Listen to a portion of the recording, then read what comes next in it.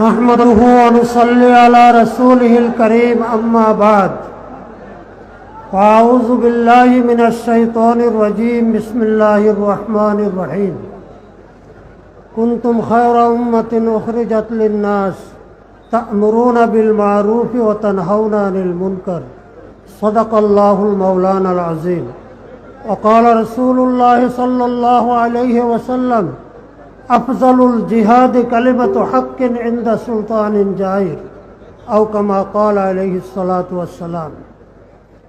मंचे उपविष्ट मोहताराम आमिर एवं जातीय नेतृबृंद समावेशे उपस्थित आमार जाकिरिन शाकिरिन मुजाहिद भाइरा, आमार आज के बक्तव्य राखार कोनो इच्छा छिलो ना। एटार एकटा कारण हलो आमी चाइছিলাম आजके युद्ध घोषणा करते,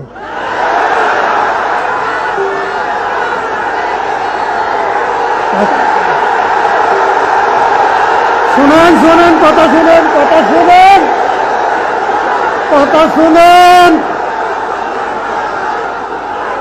কিন্তু কথা শুনেন কিন্তু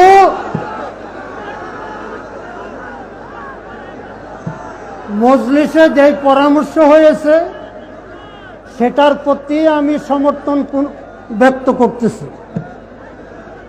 আপনারা কি মনে করেন ইসলামী আন্দোলনের হরতাল করার সক্ষমতা আছে কিনা, অবরোধ করার ক্ষমতা আছে কিনা? কিন্তু আমাদের সামনে একটু বাধা আছে, সেটা হলো ইসলামী আন্দোলন। ইসলামী আন্দোলন যে আন্দোলনের ঘোষণা দিবে, যে কর্মসূচি ঘোষণা করবে, তাতে ইসলাম বিরোধী কোনো কিছু থাকতে পারবে না। দেশে যে হরতাল চলে এটা তো হারতাল, একতালের হরতাল না, হারতালের হরতাল। হরতাল ঘোষণা করা হলো, যার বিরুদ্ধে হরতাল করতেছি সে লোক লাগাইয়া দিয়া দোকান ভাঙচুর করলো, লুটপাট করলো, গাড়ি পোড়াইলো, দায়িত্ব সম্পূর্ণ চাপাইয়া দিল ইসলামী আন্দোলনের উপর। তো লাভ হবে না লস হবে? আমি প্রধানমন্ত্রীকে জিজ্ঞাসা করতে চাই, আর কয়টা লাশ মাটিতে পড়লে আপনি ক্ষমতা ছাড়বেন?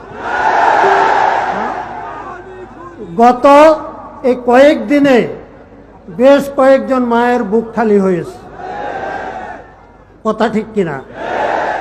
তবে আমরা যে কোনো কর্মসূচি আমিরের পক্ষ থেকে ঘোষণা করা হয় তা বাস্তবায়ন করার জন্য আমরা সকলে প্রস্তুত আছি তো?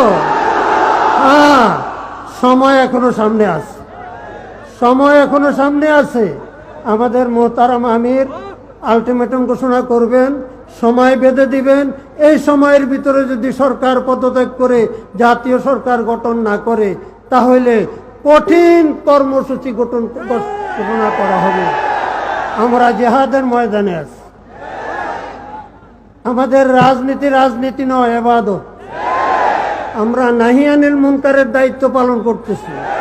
আল্লাহ পাক রব্বুল আলামিন আমাদেরকে এই জিহাদে কামিয়াব করেন, বাংলাদেশের প্রতি রহমত নাজিল করেন। ওয়া আখিরু দাওয়ানা আলহামদুলিল্লাহ।